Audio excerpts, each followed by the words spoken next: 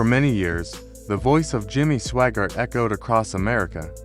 His words came through radios, television sets, and revival tents. He was not only a preacher, but also a symbol of a powerful movement that stirred faith, devotion, and sometimes division. His sermons could bring people to tears, while his controversies could set off heated debates. He was complex, admired by millions, yet criticized by just as many. Now, that voice is silent, and what unfolded at his funeral left people whispering, wondering, and struggling to make sense of it all. Swaggart, who passed away peacefully at the age of 90, was expected to be honored with a grand farewell. Many imagined a public service, broadcast across the world. Instead, his funeral was held privately, away from cameras and crowds. The secrecy shocked people, but even more surprising was the emotional storm that erupted inside the sanctuary that day. There were missing faces, unexplained choices, heartfelt tributes, and a confession that left the room in stunned silence. This was not just another farewell, it was the unraveling of a life, a legacy, and a ministry that once shook the foundations of American Christianity.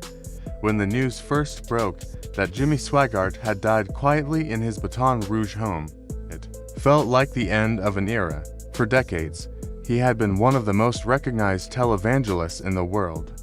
At 90, his death was not unexpected, but the way it was announced caught many off guard. There was no grand headline, no national broadcast, and no long tribute from major networks. Instead, a short message appeared on the Sun Life Broadcasting Network website. Pastor Jimmy Lee Swaggart has gone to be with the Lord. That was it. The simplicity of the announcement surprised people who remembered the Swaggart of the 1980s, the fiery preacher who filled stadiums, shook pulpits, and commanded national attention. In the months leading to his passing, whispers about his declining health had spread quietly within the gospel community. Once a strong presence in the pulpit, Swaggart had grown frail, appearing rarely in public. A longtime staff member, speaking under strict anonymity, explained, he still came to meetings, but he barely spoke. It was like watching a giant slowly fall apart from the inside. His body was weak, yes, but so was his spirit. Despite this, he never announced retirement. There was no final crusade, no farewell tour, no goodbye sermon. Reruns of his old broadcasts continued airing, keeping the illusion alive that he was still strong. Those who saw his last live sermon said it was painful to watch. His voice cracked often, he lost his place in scripture, and the once thundering delivery was replaced with trembling pauses. It was as though even the pulpit no longer recognized him. Weeks before his death, Swaggart sat alone at his grand piano, inside the empty family worship center. With only a few close aides present, he recorded a private session. He played and sang softly, "Jesus, just the mention of your name." This was not for television or radio, it was for himself. Witnesses said his voice was fragile, his hands shaking, but the emotion was undeniable. They described it as a goodbye wrapped in music, a confession in melody. In his last days, one surprising request came from Swaggart himself. No media, eulogies, no big names. Let my life speak for itself. This stunned his inner circle. The man who once ruled Christian broadcasting now wanted a quiet, almost secretive farewell. Some believed it was humility. Others thought it was fear of what critics might say. Fear of old scandals being dragged back into the spotlight. On a humid Louisiana morning in July 2025, the Swaggart family held a private funeral. Black SUVs arrived at the gated family worship center. Guards kept crowds away. There were no reporters, no cameras, no live broadcast. Thousands of longtime supporters who had watched him for decades were deeply hurt. Social media filled with angry posts. One woman wrote, "I watched him every Sunday for 30 years, and now I don't even get to say goodbye." Inside the sanctuary, the atmosphere was heavy. The stage that once carried fiery sermons was transformed into a quiet memorial. A portrait of Swaggart in his younger years stood beside his polished wooden casket. White roses and Lila surrounded an open Bible. Turn to Psalm 51. Have mercy on me, O God, according to your unfailing love. Most people expected a famous preacher to give the eulogy, perhaps Franklin Graham or another well-known figure. Instead, it was his grandson, Gabriel Swaggart, who stepped up in a plain black suit. His voice shook as he said, "He was my grandfather. He was a preacher. He was a man who stumbled. But he never stopped pointing us to the cross." It was raw, honest, and deeply personal. For a brief moment, the room felt genuine, unpolished, and real. But then, silence took over. No one else spoke of his scandals. No one mentioned the moral failures that once nearly destroyed his ministry. Instead, the rest of the service focused only on his music, his preaching, and his passion for the gospel. To some, this felt like grace. To others, it felt like denial. Perhaps the biggest shock was not who spoke, but who stayed away. None of the major televangelists or Christian leaders came. No T.D. Jakes, no Joel Osteen, no well-known allies. Their absence spoke volumes. Many believed they stayed away because publicly honoring Swaggart would reopen old wounds, reminders of scandals they would rather not revisit. As one former colleague said, they didn't want the smoke. They didn't want to be tied to that controversy again. Toward the end of the service, a large screen lit up with clips of Swaggart's past gospel performances. When his song "I've Never Been This Homesick Before" filled the sanctuary, the congregation broke into quiet sobs. People prayed softly. Some closed their eyes, swaying as though reliving old memories. Yet still, no mention of redemption, no acknowledgement of failure, no closure, just silence. As the service neared its close, something unexpected happened. Frances Swaggart, his wife of over 70 years, stood up slowly. Many thought she was simply approaching the casket for a final farewell. But instead, she turned to face the congregation and took the microphone. Her voice trembled as she said, "You all think you knew Jimmy, but none of you know what he carried." Gasps filled the room. She continued, "Jimmy went to his grave with secrets, but not shame. He confessed. He prayed. And I need you to hear this: he made peace before he passed." Frances then spoke of a private conversation just days before his death. Barely conscious, Jimmy had asked for forgiveness. Not from the public, not from the media, but from God and from his own son. Her words stunned the congregation. It was the first open acknowledgement that his final days were not about fame, power, or image, but about reconciliation and peace. When the service ended, the family left quietly. Guests were told not to post on social media, not to give interviews, and not to speak with reporters. It was as if the family wanted to bury not only the man, but also the story. But of course, stories like these do not stay buried. Followers, critics, and insiders continue to discuss what really happened in that room and what it means for his legacy. For some, Jimmy Swaggart will always be remembered as a preacher who inspired millions with gospel music and passionate sermons. For others, he will be remembered as a man whose failures damaged the very faith he preached. In truth, he was both. The funeral showed that his life was complicated, full of triumphs and downfalls, faith and flaws. It was not just the closing of a chapter, it was a reminder that behind every public figure lies a human being, struggling with the same weaknesses, fears, and hopes as everyone else. And as people walked out of that sanctuary, one thing was clear: no matter what side you stand on, you could never see Jimmy Swaggart in the same way again. The room was silent when Donnie lowered his head and began to cry. He didn't plan it. It wasn't a performance or a staged moment for sympathy. It was raw, sudden, and unfiltered emotion. People could feel the weight of his grief. Even old family friends, who had stood by the Swaggarts for decades, looked uneasy in their seats. Something deeper than sorrow was unfolding, something unresolved. And then came the twist no one expected. The sanctuary doors opened quietly, and in walked a woman the family hadn't seen in more than 25 years, Deborah Murphy. Yes, that Deborah, the woman who had been at the center of the scandal in 1988, the scandal that nearly brought down Jimmy Swaggart's empire and forever changed the way the world saw him. Her arrival was like a ghost appearing at the very moment. The family was trying to bury not only Jimmy, but the past itself. She didn't speak, didn't move toward the family, and didn't cause a scene. She simply sat down, yet her presence spoke louder than any words. People gasped, whispers spread across the sanctuary, and a few even walked out, unable to handle the shock.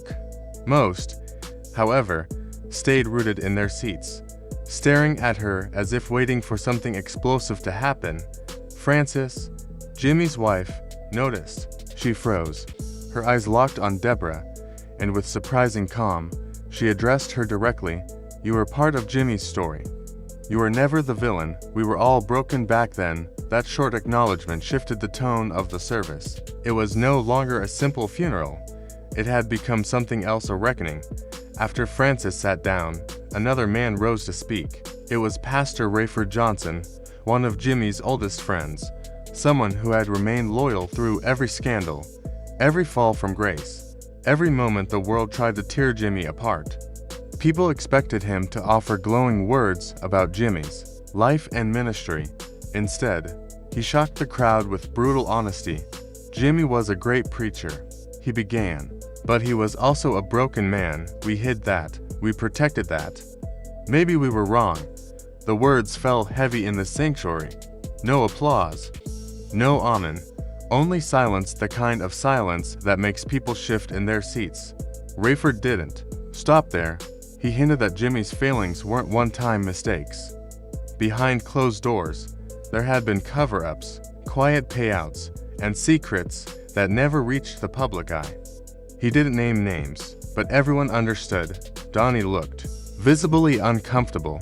Some guests glanced at each other, wondering if this was still a funeral or if it had turned into something else entirely, a public unburdening of sins too long hidden. Just when the atmosphere couldn't get heavier, the screen behind the pulpit flickered on. People assumed it would be a video tribute, maybe old highlights of Jimmy preaching or singing. Instead, what appeared stunned everyone. It was Jimmy himself. An unreleased recording, filmed just days before his death. There he sat, frail and tired, at a piano. His fingers moved slowly as he played the hymn "I Surrender All." No makeup, no stage lights, no audience, just Jimmy in his final days. When the music stopped, he looked straight into the camera and said, "If I ever hurt you, I'm sorry. I didn't always walk right. I didn't always speak right. But I never stopped loving Jesus. I only hope he still loves me." The room was overcome. Sniffles echoed. Even those who had despised him for his failures couldn't deny the haunting vulnerability of that moment. This wasn't the fiery preacher millions once watched on television. This was a dying man, stripped of power, stripped of fame, clinging to the last ounce of grace he hoped was still his. And then, just like that, the video ended. The screen went black, but backstage, microphones picked up chaos. Family members were arguing. "You shouldn't have let Rayford speak," one voice hissed. Another said, "Donnie didn't even know about that video. What if this leaks?" It became clear this wasn't just a funeral. It was also damage control. Though the press had been kept outside, the walls of secrecy were already cracking. Guests inside began tweeting cryptic remarks. Within an hour, someone leaked a short clip of Jimmy's final video message. It spread online like wildfire. By the time the family walked out of the chapel, the internet was dissecting every word, every expression, every pause. But what the world didn't yet know was that the most explosive revelation was still hidden, buried in Jimmy's private journal, locked in a safe in his office. A confession, a final admission that even Donnie had never seen. A truth that, once revealed, would not only bend Jimmy's legacy, but break it completely. As Donnie sat back down, overwhelmed, the room felt like it was holding its breath. Then, another surprise. From the back, Frances Swaggart rose. Jimmy's wife, who had sat silently through decades of scandals, who had stood by him when the world mocked, who had been nothing more than a background figure in most public appearances, now began walking to the podium. Her hands trembled, her lips pressed tight. She had not been scheduled to speak. Her name wasn't even listed in the printed memorial program. Gasps rippled through the crowd. Frances didn't bring notes. She hadn't prepared a speech. Her words came straight from the depths of her heart. "I stood by my husband through everything," she said, her voice cracking. "I watched him rise higher than any preacher I've ever known, and I watched him fall harder than any man should ever have to. I forgave him more than once. Not because I was weak, but because I believed in the man God could have made him, not just the man he sometimes was." Her honesty broke whatever composure remained in the room. People sobbed openly. Even longtime ministry staff looked shaken. "Don't glorify what you don't understand," she continued. "Jimmy was loved, but he was also complicated. And God will deal with him, just as he will deal with all of us." With that, she turned and walked away. No applause, just silence. Silence heavier than any sermon Jimmy had ever preached. As the service went on, whispers grew louder. Why was Jimmy's brother, Donnie Lee, absent? Why was his grandson, Gabriel, seated far in the back, avoiding eye contact with his family? Insiders knew the answer. A battle was already brewing. Jimmy had left behind millions in ministry money, properties, and royalties, but no clear will, no updated succession plan, no trust fund. In the shadows, lawyers were preparing for a fight. One family source muttered, "Everyone's smiling now, but give it 2 weeks. This will get ugly." At the same time, reporters in Baton Rouge were digging into the ministry's finances. For years, donors had asked where the money was really going. Now, with Jimmy gone, those questions were surfacing again. And then, just days after the funeral, a former associate leaked something shocking: an alleged confession tape, secretly recorded by a hospice worker. In it, Jimmy reportedly admitted he wished he had handled the 1988 scandal differently. No news outlet had confirmed its authenticity yet, but the audio was already circulating online and on the dark web. The empire Jimmy built was crumbling from the inside. Employees were walking out, citing toxic leadership and unpaid salaries. Once Jimmy was gone, the glue was gone, one worker said. Now everyone's turning on each other. The service ended with a final hymn, another recording of Jimmy singing "I Surrender All." As his voice filled the sanctuary one last time, Gabriel Swaggart, his grandson, quietly stood up. He didn't say goodbye. He didn't look at his father or grandmother. He simply walked out, slipped into a black car, and disappeared. Whispers say Gabriel is leaving ministry altogether. Some believe he's moving to Nashville to pursue music outside the church. Others think he's cutting ties before the legal and financial storm destroys what's left of the family's reputation. Whatever the reason, his silent exit felt symbolic. Jimmy's dynasty was unraveling. Jimmy Swaggart is gone, but the drama he left behind is alive and spreading. His funeral was supposed to bring closure. Instead, it ripped open every old wound, every secret, every buried pain, from whispered confessions to leaked tapes, from fractured family ties to looming lawsuits. One thing has become clear: Jimmy's legacy will forever walk a tightrope between divine inspiration and human weakness. That day in the sanctuary wasn't just a goodbye, it was a revelation. Donnie's tears, Frances's honesty, Rayford's bold truth, Deborah's silent presence, all of it forced people to see Jimmy not as a hero or a villain, but as a man. A complicated man who preached hope yet stumbled under the weight of his own flaws. And as the family retreats behind closed doors, the world is left with the echoes.